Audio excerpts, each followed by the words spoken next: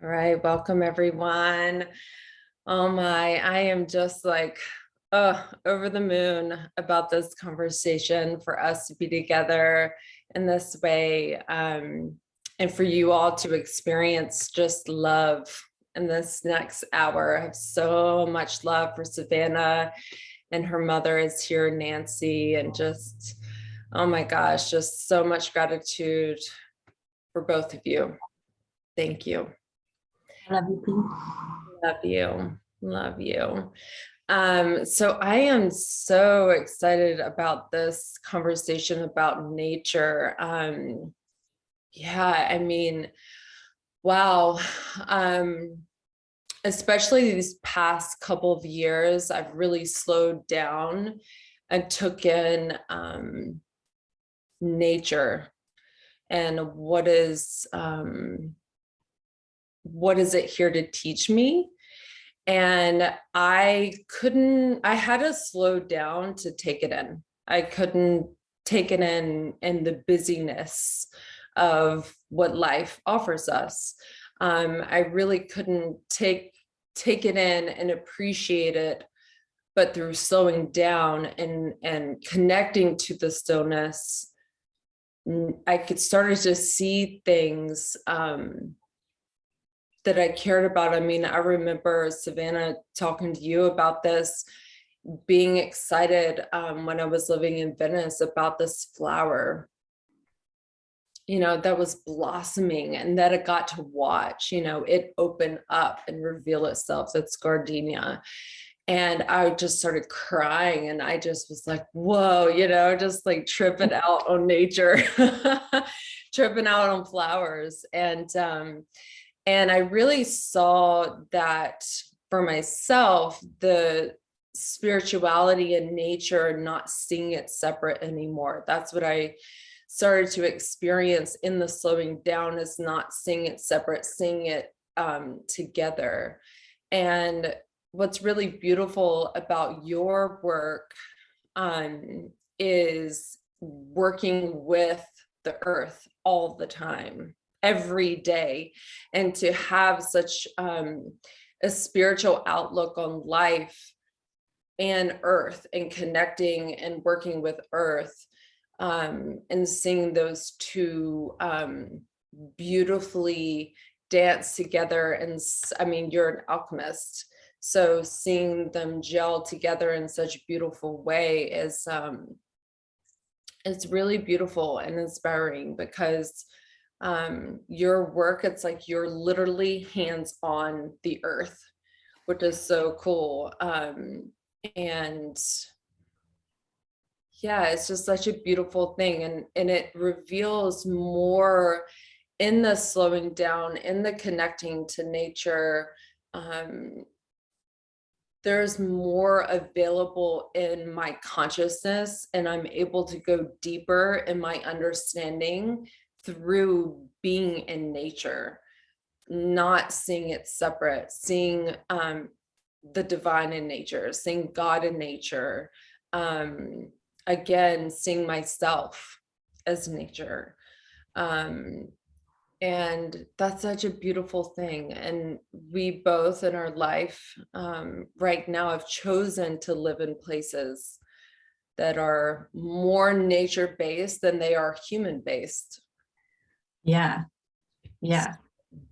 I mean, I had, for years, you remember me coming to the new moon circles and like writing on my list of intentions for the month was like, I want to be closer to spirit. I want to know the divine, and I was approaching it from this aspect of like thinking it was coming from like above me, that like I could open my crown to receive more divine wisdom, that would be the channel or the access point for me.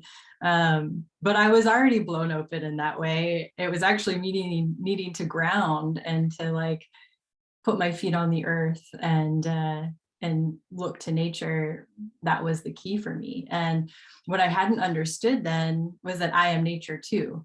And so like the path towards understanding myself, like the path towards like knowing the divine was actually not being afraid of my shadow, like not being afraid of nature's cycles of death and rebirth, not being afraid of loss and the things that happen here in the physical plane. Because, you know, if we're all one, right, if we're all part of this cosmic web together, and we're here to offer the divine a chance to know itself in form, then it is about embracing that mystery, embracing that life has these cycles. And for me too, yeah, it was like coming to my work as a jeweler and working with stones and metals, and you know, holding that prayer of wanting to get closer to the divine. I felt like nature answered the call, right? It was like I started working with metals and stones and just found such incredible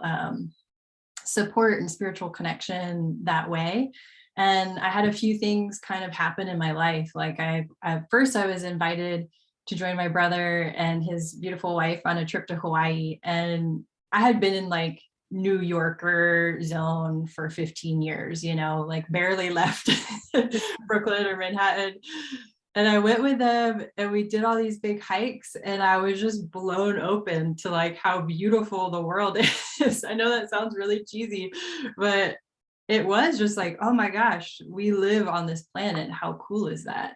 And then after that sort of awakening moment, I came back to New York, and things just started to fall away. And it became really clear that I needed to move back home to California and be closer to nature. And so I actually ended up in Topanga Canyon just 2 weeks before the first COVID lockdown. So I got a dog and have been really sort of hermiting out in nature for the last few years.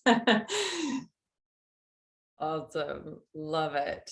Yeah, yeah. So it's amazing. Thank you for sharing your story. It's so amazing to yeah, to really just take in just what nature has to teach us and what it teaches us when we're really surrounded by it. And I was thinking about this before, you know, if you are living in New York City still, or even in LA, which is more nature based than New York, I was thinking like even living in New York, going to Central Park, having the trees blossom in such a beautiful way, you know, whether it's a patch of grass or like standing in a field, just taking in nature. It's just so important for the soul.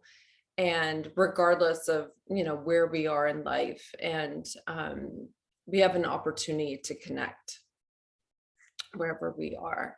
Yeah. So it's not just limited only to living where nature is more than the human, but that it's available to us however we want to bring it into our lives. Yeah, absolutely. And, you know, I always recommend too with the stone medicine, it's like, you know, you can cleanse your stones and your healthy houseplants. You know, you don't have to have a garden or a yard to be outside. You can bring all of that into your home. And yeah, I never really felt out of love with New York. So I think New York has a lot of beauty, and every city does, right? We can find our own way to connect. And for me, a part of the journey to move somewhere more rural was calling in my spirit dog. And it was an overall, no matter where I was, I think I just needed time for my nervous system to slow down, and for me to really bear witness to some of these cycles of nature, and be able to watch my dog like be a wild child, like to have her show me what it means to like run with abandon, and to smile so big that you're just like can't, you know, that you're just like, it's just this incredible exuberance and joy. And to watch her be like feral too, you know, and dig holes and do all this stuff, like I had just gotten really disconnected from that in the life that I was living before. Yeah. Yeah, that's so beautiful. It's such a great reminder of just yeah, being in that childlike place. Yeah, yeah, like the wonder. Hmm. And something that you said the shadow piece and the cycles, living, especially I live in Ojai now, and it's amazing. Just I feel like I'm getting initiated in watching nature. So I'm watching death, I'm watching birth. Yesterday my son and I went to the grocery store and there were these birds' nests. It's like life and birth. And then sometimes there is the death of an animal, and the kids are seeing that too, not just me. We're really living a very nature life of being in that cycle of birth and death. And I feel like that I've been in that place spiritually, and I feel like I have a deep understanding of that, but it was very mental for me. It was just up here, and like I could speak of it, but now I'm having the experience through nature of the birth and cycle death. I've seen that in into mother circles, the birth story circles that have left, being a doula, seeing it in the birth room, seeing a child be born, seeing the maiden leave and the mother be born, and being present for that. And I feel like I'm able now to see through that same lens, but through being in nature, which is really cool. It's really cool. Yeah, I mean, that's a big piece that I think sit with, these questions that I sit with. And when I first moved into this place, like on the first week, there was a big rattlesnake in front of my house. And so I came inside and I got Opal and I was like, oh my gosh. And then literally I take Opal out to the back deck to like make sure she can't get to the front of the house. And she just goes careening towards the side yard and like almost murders a gopher before my eyes. Like, and the gopher is like digging for dear life to get down into its hole. So I grab Opal and I pick her up and I just watch this bird come careening out of the sky and just like death dive onto the deck and die right in front of us. And I was holding my dog just like, oh my gosh, like, what did I do moving here? Like, can I handle this? And then I got Opal back inside and I went outside and, carefully with a paper bag, picked up the bird and buried the bird and did a bird funeral. And then realized that with being up here, like there are snakes, we have to just accept that like my dog needs a ton of off leash time. She's a husky mix. She needs to run, and that I have to sit with it being okay that, something could happen. It would be hard, but it would be okay. And, it's like for me, there's that spectrum, right? Between like that fear when you love so much that at the other end of love is this bridge towards grief, right? Because we know that all things live and die and are reborn. And coming out here is such a visceral experience of that, really witnessing death and witnessing the seasons change, and that sometimes there are things that are out of your control. There are fires here, and just surrendering, because I think that, when we have fear of that unknown, it's like it's really limiting to building trust, to building faith, and if we can surrender in those moments and trust that like, something greater than we could have ever imagined might come out of that experience, that's when grace happens. That's when like we can just let go and trust that we're part of this cosmic cycle. We're all part of that web, Mm-hmm. Yeah. And being able to acknowledge our own experience, but then too our own deaths, our own rebirths, our own births, over and over and over again. Because it's so crazy, because we think we have control, but we can't control nature. We can't control the ocean waves. We can't control anything, really. Yeah. It's an illusion. So it's like this constant teacher that nature is teaching us when we forget, because that's a part of the human experience. We forget. I forget. Yeah. Sure. Yeah. Well, and that's the thing, right? It's like the only thing we can actually rely on is change, Yeah. like that's the constant. And so fighting our inner deaths, our spiritual deaths and rebirths, is fighting the laws of nature. And that was hard for me to accept for a long time, it's cool to start to flow a little bit more and see what comes out of that. And also, I think that in terms of the forgetting, it's like, that's why I love working with stones and plants and metals in the way that I do, because they're all tools to help me remember. I feel like we're all mirrors, right? We're all here to mirror for each other.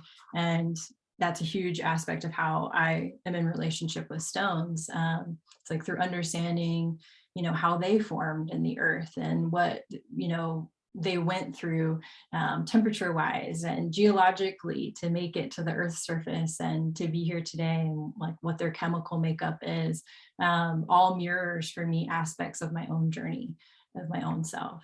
And so it's that living relationship that is the invitation to remember that nature too. Yeah, beautifully said. So how was this landing for everyone? Just want to open it up to just hearing from you, and any questions or comments. Hi, everyone. Hi, Ania. So good to see you.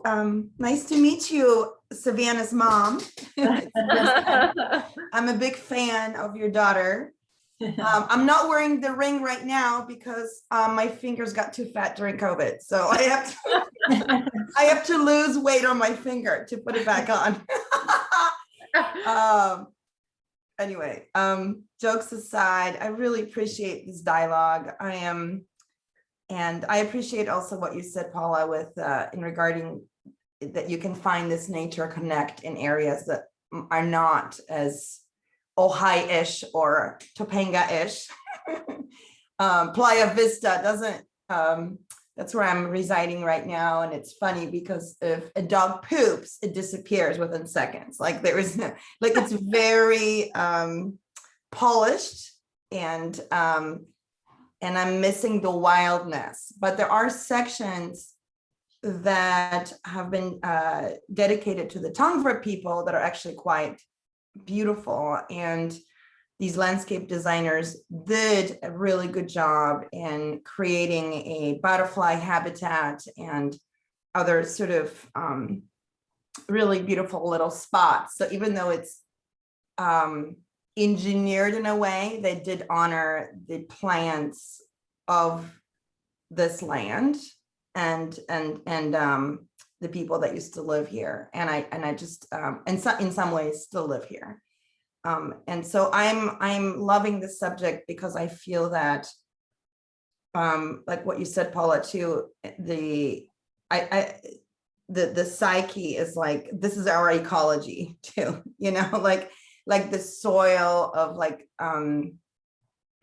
we got to tend to the soil, which is inner and outer, and getting your hands dirty and getting in the ground and getting and understanding the stones in the way that you work with art, Savannah, is to me, that's just so beautiful, because then these stones, like what you find in it when we wear them, like I am reminding of my own nature, right? If you remember, like when I put on your ring, my daughter is immediately like, oh mom, there's a shark in there, and like it sparks the imagination. And there's so much like they recognize maybe the way that you describe your dog is the way I experience my children, and how they see nature, and what they see that I didn't even see, and how how we commune with it constantly, and even in our imagination and just outdoors. So I feel a very strong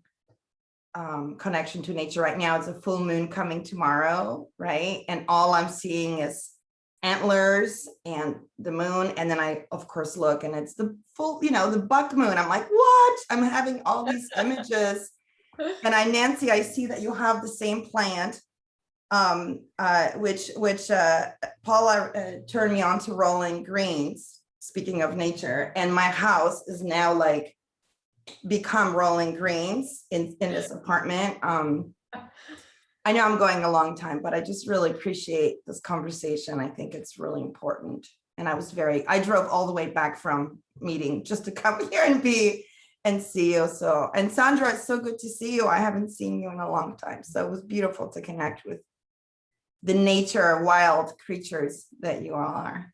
Thank you. So good to see you. Thank you. Thank you, Ania. Thank you for sharing. So good to see you too. Sandra? Yeah, I just love this conversation. Hi, Ania. Lovely to see you as well. And it's so weird because we came from Canada where we lived on 25 acres for almost a dozen years. And probably the best thing my husband and I did was move out of the city and take our kids out to the country where they could run around and wild, and we could all run around wild, and through 4 seasons as well. And I'm reading a book about being present in our minds and not being able to slow down in this fast-paced world we live in now. And they cite being in nature, especially when you're a kid, to be able to run around and do whatever and not be monitored all the time, because the reality is in a city we tend to be more programmed, and especially kids. So I really appreciate, I'm so happy that my kids had that opportunity. Not that you can't take them out to do that kind of thing when you live in the city too, which is, I'm so glad you did bring that up, because my husband, I mean, we're empty nesters now, but he's built this beautiful, tiny little garden, but it doesn't take much to connect to you, right? And we have so many different plants and flowers, which is beautiful. And if I get really riled up, which I quite often do, especially during COVID, I take myself down to the beach and park myself in front of the water and just watch the ocean. I find that very liberating and very grounding at the same time. But the other thing, I have bought a number of stones from Savannah, crystals. Like not that many, but if things go really bad, and I always have them when I'm hosting a circle too, I always take out 3 of the stones that I have and I put them there, and I just forget how important that is to just look at them, because they do connect me to the earth. So I'm so glad I'm on this call, because even though I just came from Pilates and I'm in my car now, which is so not nature-based right now as cars are zooming by, but I'm so glad you're reminding all of us about all of this stuff, because even to look at those crystals and to think of the timeline that they went through to get here, it's so connective. And so thank you both for creating this circle and for sharing it with us. I think that, like every place that humans live, there's always a fear of something, whether it's nature or in the city, you've got interesting folk to live beside now. So I think it's just a matter of monitoring and managing, and also seeking out for ourselves. We know what we need in our hearts if we just listen to it and slow down. So thank you for that. I really appreciate it. Thank you, Sandra. Thank you. Yeah, that as you were speaking, that really brought in moonstone for me, because it's like, yeah, wherever we are, we can all look at the same moon, when I taught about moonstone recently, I was referring to Feifel Goes West, where he like sings somewhere out there to the moon at night, and it's like it makes me tear up every time, because it's so sweet. It's like no matter where you are on earth, like we're all looking at the same moon, and so we can all tune into the moon cycles. And it's like what you said about the programming, it's like if we can just remember, right, like it's as simple as looking at the moon at night, we immediately connect into all of everyone on the earth. And also catch into those rhythms, right? Of the waning, the waxing, the full moon, the new moon. So just wanted to share that. Thank you for. I did want to say I do desperately, I'm trying to be positive, but I do desperately miss living in the country. I was always a city girl at heart, but then when we moved out to the country, it was kind of hard to adjust.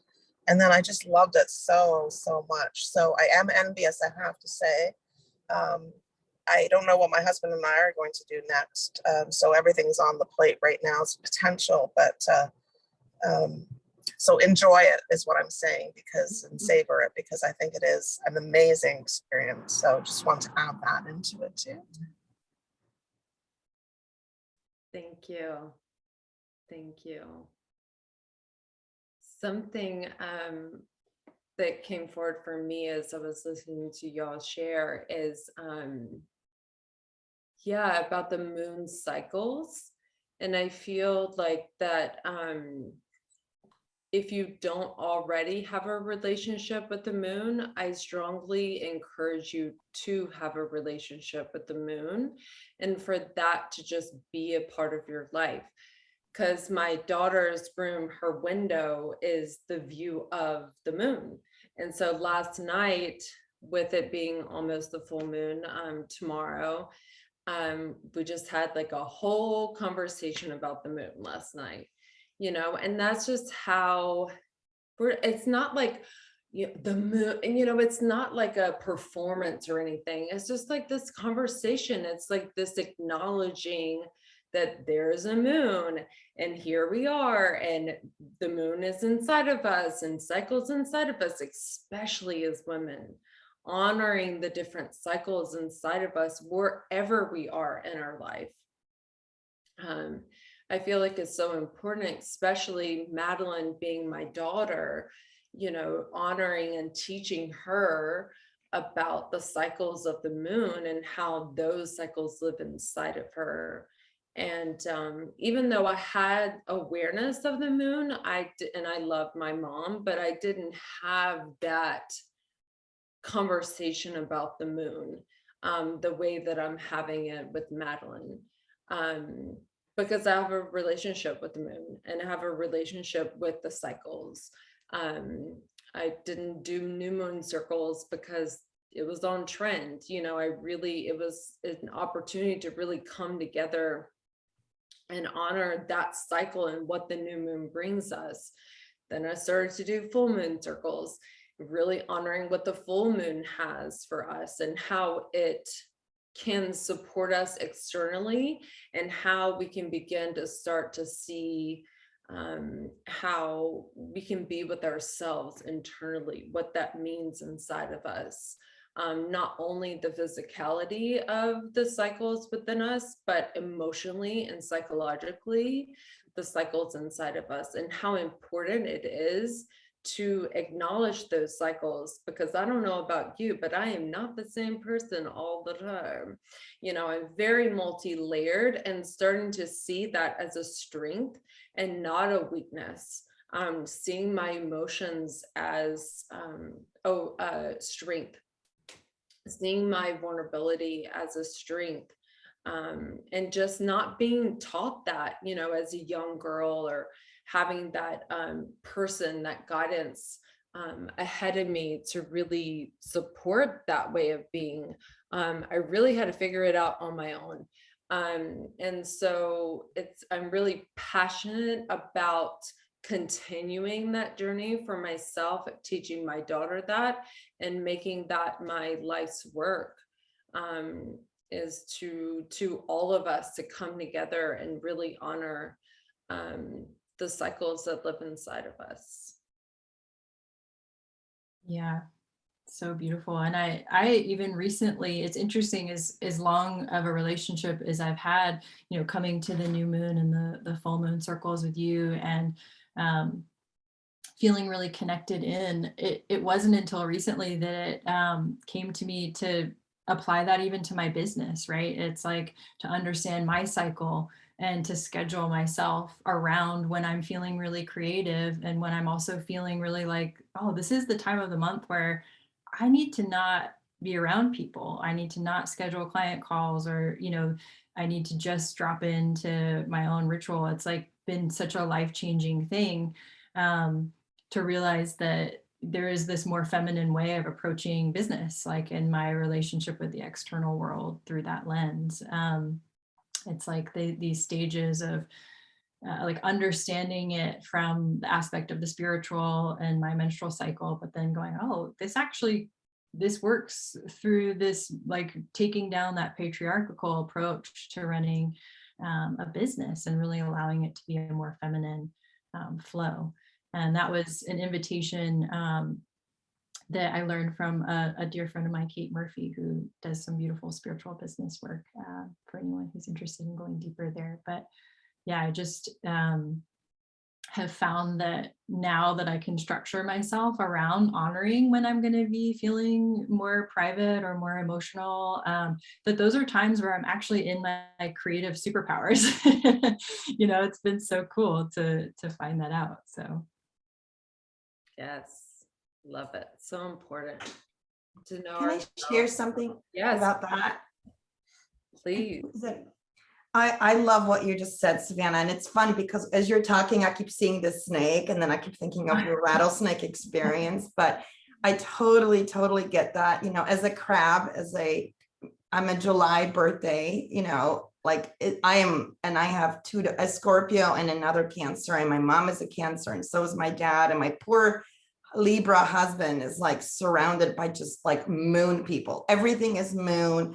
I just drew this, my meditation, and then I found out it's a buck moon. Like, it's everything in my life is around cycles and moon. And I have these moments where I need to be so alone, like no one tap on my crab shell. Like I can't, you know, I had a friend just recently ask me for a video they needed, and I couldn't bring myself together to make a recording. I couldn't be on Zoom. I couldn't be seen.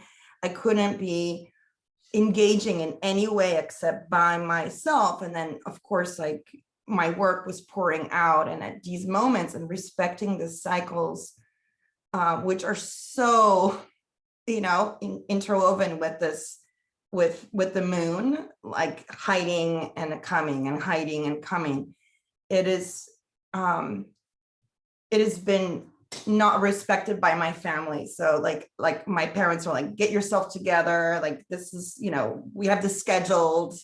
It was never honored in my house. And I had to, like you, Paula, I had to learn to respect it and go and recognize it as there's nothing wrong with me having this emotion, and it's coming regardless whether I planned it or not, whether I like it or not. Like, there's no way, you know. And I would have outbursts of tears in the most inconvenient social scenarios or whatever when I didn't honor it, right? And so I would be getting ready for a meeting with a client, and just something inside of me is like, reschedule, like this is not the time, you can't negotiate right now, you can't be. And sure enough, I would have some emotional outburst that was totally inappropriate, and I'm like, oh my God, because I knew that this was a time where I needed just to be by myself and not be in a social surrounding. So I really appreciate you bringing that to the dialogue, to the table. Thank you so much. Yeah, just one thing I want to just share that came forward when I heard you share is just about emotions and being I'm a very emotional person. And so learning how to channel my emotions and learning how we can work together, I feel like is so important, because I can so relate to emotional outbursts. And it was because I didn't have that understanding or guidance of how to navigate my emotions. Like, I didn't have that teaching. And so the moon cycles and honoring the cycles was within me was the beginning of my learning how to navigate my emotions. Yeah, because it's not that emotions stop coming, they still come. I just have more of an understanding of it, less apologetic about it, and more of understanding how to navigate it and challenge and channel my emotions, which is a beautiful thing, to be an emotional being and be able to navigate it and channel it. That's like all I've ever wanted. And Savannah has always, through the over 20 years that she has witnessed me in my life, I did not know this at the time because I didn't have this language, but she has always held for me and my emotions with so much love. Always, always, always, always. And that's a beautiful thing, to have that witness, to have that love. As have you, Paula. I want to jump in and say something. And yes, Paula, that is Savannah's gift to all of us. I want to talk about when you were talking about wildness. And I think that to fully embrace nature is to fully embrace the wildness of nature. And I observed that we're all really good at creating our place where we live, and we also habituate to the wild parameters of where we live. But Savannah's been saying a huge yes in the last few years to taking that show on the road. She has, had some great invitations to pilgrimage, and that's not an easy yes for me. And I am so inspired, Savannah, by your yes to that, because to me, that is where you go into an unknown place and you do it with the absolute belief in that faith that we are taken care of. And you're allowing yourself to explore new places, new environments, new experiences. And I think that's really essential to fully feel free in the wildness of nature and life. And I just want to say how much I admire that about you. Thank You you, Mom. bring all that back home and we all benefit from it in your work and your teachings, and it's awesome.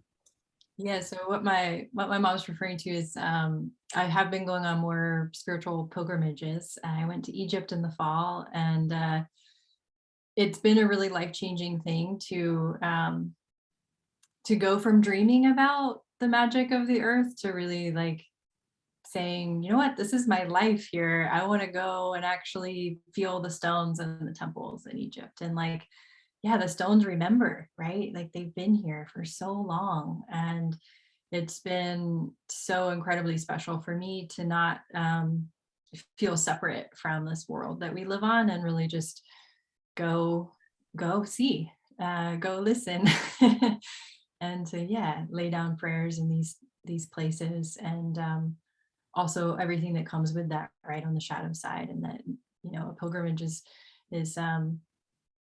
not a vacation. It's something that, you move through with the understanding that there's going to be challenges, and there's going to be things that come up along the way, and that you're meeting different cultures and different different approaches as you move through it. But yeah, it's been super, super powerful for me to engage more with this cool planet we're on. So thanks for bringing that in, Mom. I love, Nancy, that part of being the wildness that nature has, just seeing that nature is our teacher. It's like, oh yeah, the wildness, and how much more of that I can bring into my life, and how it's available to us. And I can express that in different ways. And I just really heard you when you said that. So thank you. Just like going to marinate on that more, what that looks like for me to experience myself more, just wild in nature, and what that looks like. Love that. Sandra? I was going to ask, when you're talking about the wildness, it really spoke to me as well, but how can we find it when we are in an environment like more of a city, where we're trying to control the wildness in a way, right? It's like we're trying to keep it at bay, it feels like to me. Like even things like our gardens, we have to prune them because we have to live within that realm somehow. I so miss weather. I miss wildness and weather. And I just felt like there was always like something that aligned well with me, like a snowstorm or a windstorm or rain. I miss all of those elements. And I find waking up in the same environment, I know it's not exactly the same, but it feels to me more similar. So how can I find an attachment? Like I feel like I have to go somewhere to get that. Would you advise that, or like to attach to the wildness somehow? Can I jump in on this one? Because this is something that I've been sitting with recently, and in wanting to call in more love in my life, and sort of been practicing sitting with these questions as my spiritual practice of like, well, what is it like when you're longing for something, right? Longing for more time in nature, longing for more connection. And then it's kind of been coming to me slowly that I am the nature, right? So it's in that sense of like, I build myself as the temple of love, right? Like I am nature. So if I'm missing weather, I'm missing wildness, it's like dance, put on a cool, kooky outfit that makes you feel a little bit out there and like walk down the city street. Like those things are the ones that I feel like that's how you can connect to those energies without feeling separate from those energies, right? Because if we're all part of the oneness, if we're all part of the cosmic web, like everything that exists externally exists internally as well. And so the invitation is to not feel separate from that which you're longing for, but to radiate it, right? And so that you're magnetizing that to come towards you because it's already exuding from you. Yes. Yes. Yes. So thanks for bringing that forward, Sandra. That's a big piece. I love that. I love that so much, Savannah, because I feel that, and I love the topic of wildness. I was very much inspired by Sharon Blackie's book, If Women Rose Rooted. And she's all about like, hey, even if you're a city slicker, you can find ways to bring in the wildness within your environment. Because I don't, my work is here and I love my work and I don't want to be with rattlesnakes in Topanga. And I had to forgive myself for that too, the contradiction and the paradox of like, I'm a wild woman who likes Pete's coffee, like what is and I'm not like, I want to shave my legs, and I love visiting Ojai, but it's too hot down there for me. And so it's like, I am so full of contradictions. And that I realized I had this huge epiphany this year is my wildness. Like I'm a person who lights a candle in front of my computer. I'm surrounded by crystals, like, I'm lighting incense like a crazy person before I even step onto technology because I don't like the computer, but I use it. And this is the way for me to bringing the wildness in an environment and kind of make it more crazy. And the playfulness, right? I think that I am a thinking type, and it's like, well, how do you work with this thinking type and accept it? We're talking about shadows in the dark. It's like the one thing that I struggle with, and what the moon reminds me, is the playfulness, being playful with, even if you're planning person, and if you like to organize.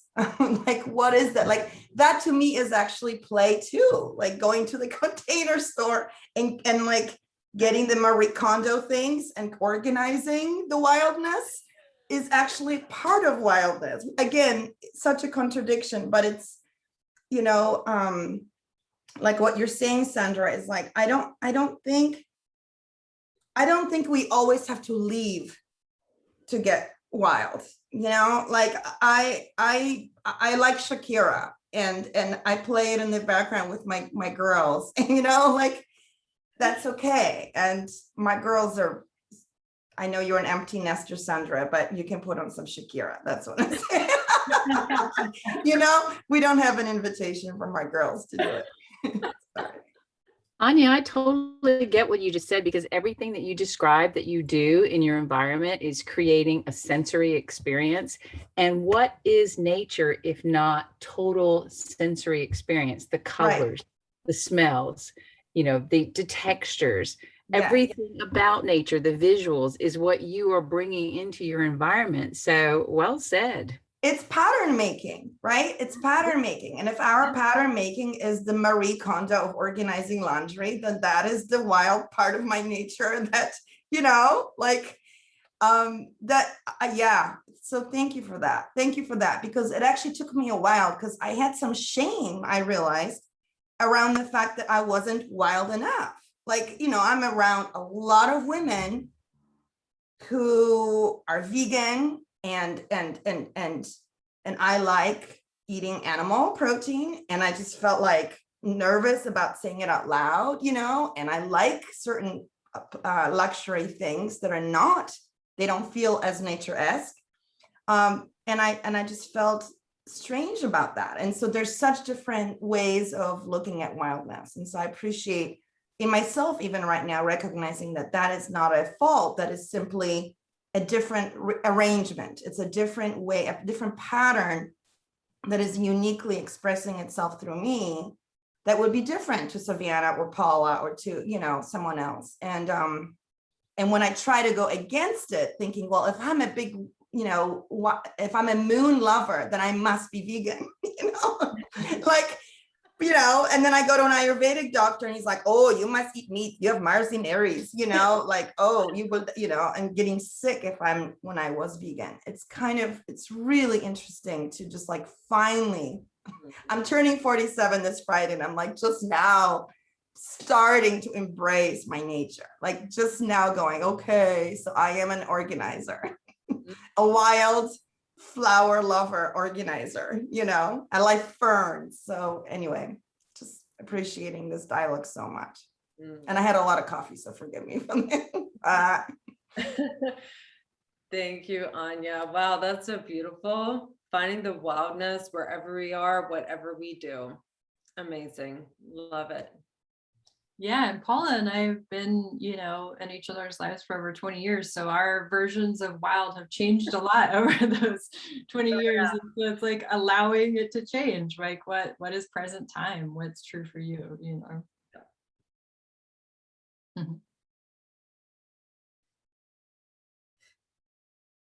Who else wants to jump into this conversation?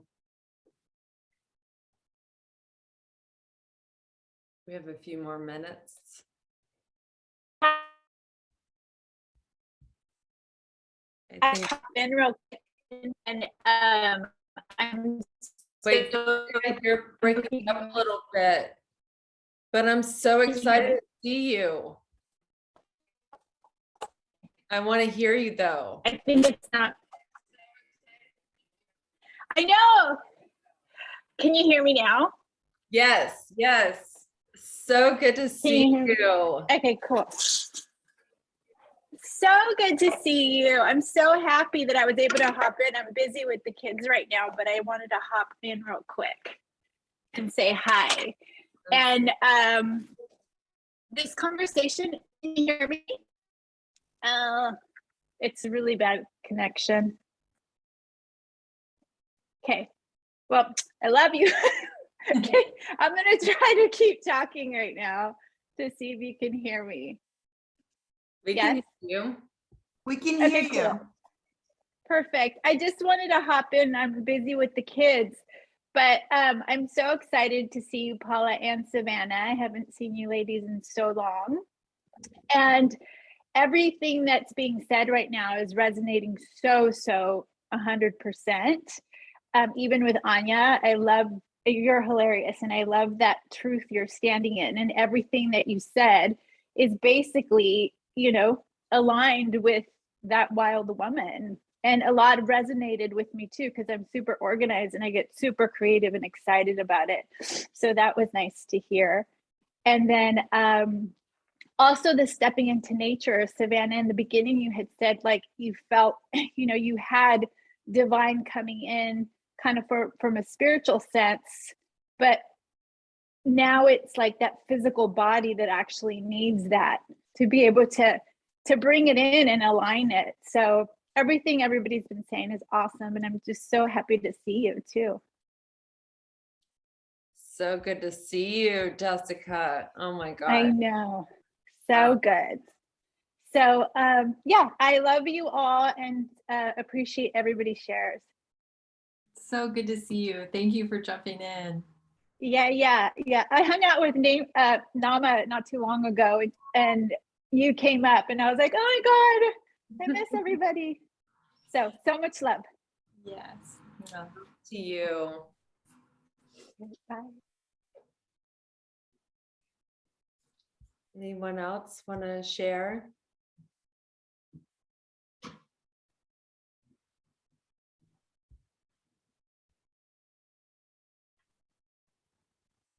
I want to share something.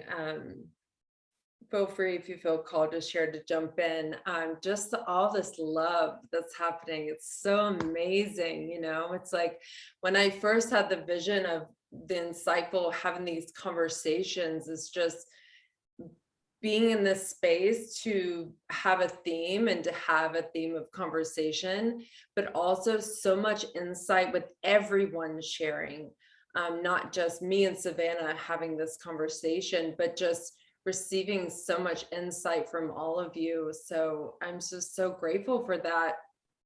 And so grateful for the love that is cultivated when we all come together. It's really beautiful. Mm.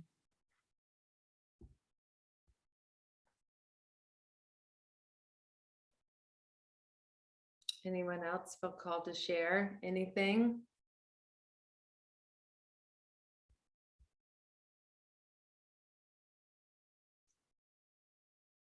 Savannah, is there anything that you feel called to share about your work? Sure. Specific? Find what you do so interesting.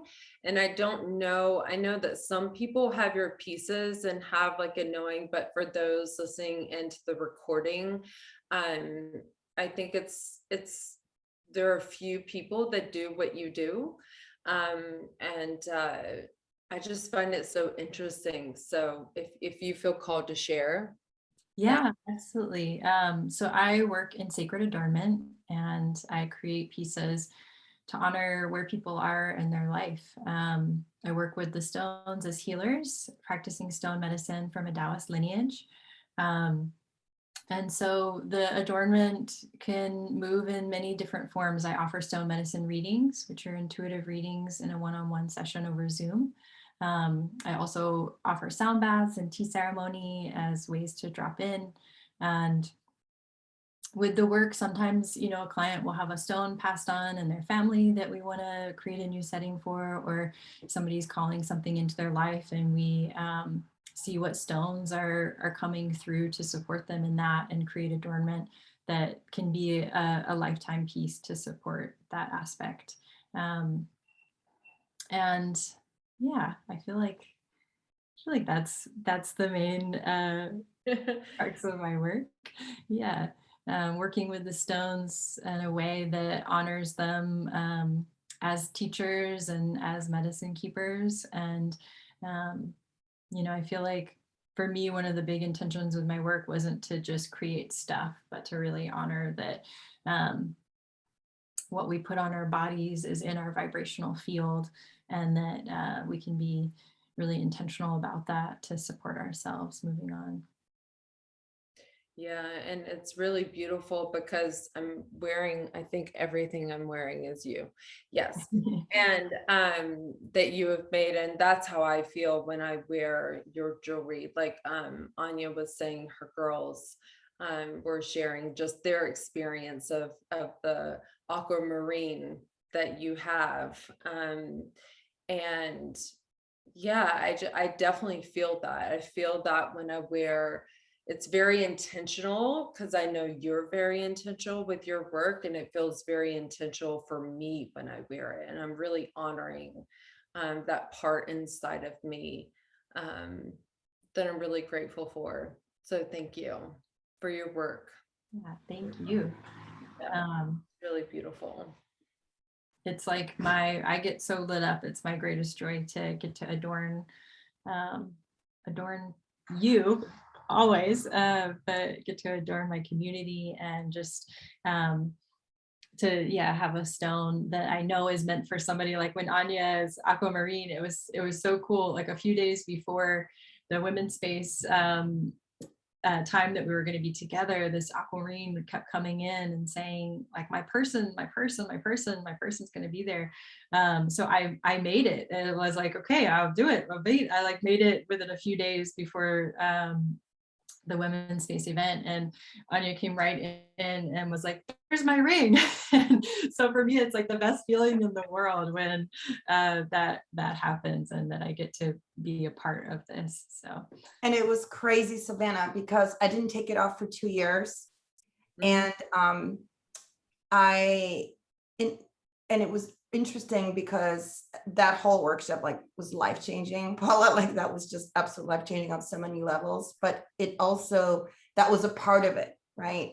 Because as I was learning how to honor my earth, as in myself, as in my own nature, I love this Carl Jung quote. He's like, it's not about finding nature, it's finding the natural man again. And I love that so much because it was like, I had to find myself as nature. And that was really, really important. But wearing something every single day made me look at it at the most, what felt like regular moments, throughout the day. It was like a reminder over and over and over again. I'm not a person who, I don't want to get tattoos. And so the jewelry was a way for me to honor a particular period in my life, but it also was the beginning of my graduate school. And so which I'm completing now, and it's so effing hard, but that ring was like, during the time that I felt like, oh my God, I don't think I can do this. I don't think I can write these essays. Like I was reminded, because I actually couldn't take off the ring. I literally couldn't take it off. And so when it was on my finger and I was writing with that, it was on my right hand, on my index finger, it would like, you can do it. Like it was like the eye that kept looking at me, and so I just wanted to honor that, because I think that when we doubt our creativity, when it expresses like that through you, like you're the alchemist who brings in this, you unearth the water element and the metals. And so there's like earth element and now air element, and all the elements are in that stone. And then you wear it, someone else wears it, that continues to live on and spread. It's like, it's contagious.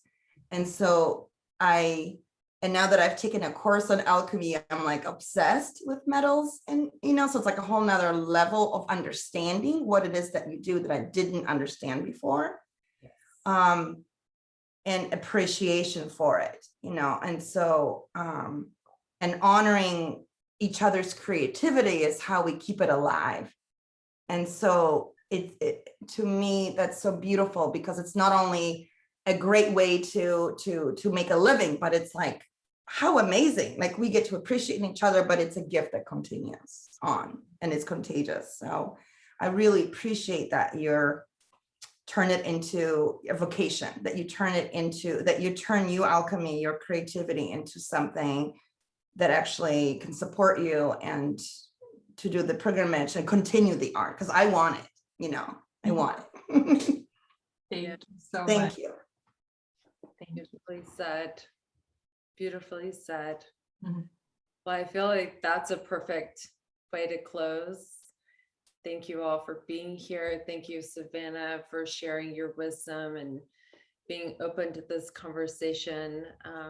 Just love you so much. Thank you for witnessing me in my journey through the years. And it's been an honor to witness you and yours. I love you so much, Pete. Thank you, thank you, thank you. And thank you to everybody here today and everyone tuning in later. Your presence is really deeply felt, and I'm just learning so much from each of you as well. So thank you. Thank you. Thank you. And thank you for bringing your cool mom. That's awesome. Nice to meet you. Lovely to meet you. Thank you, ladies. That was beautiful.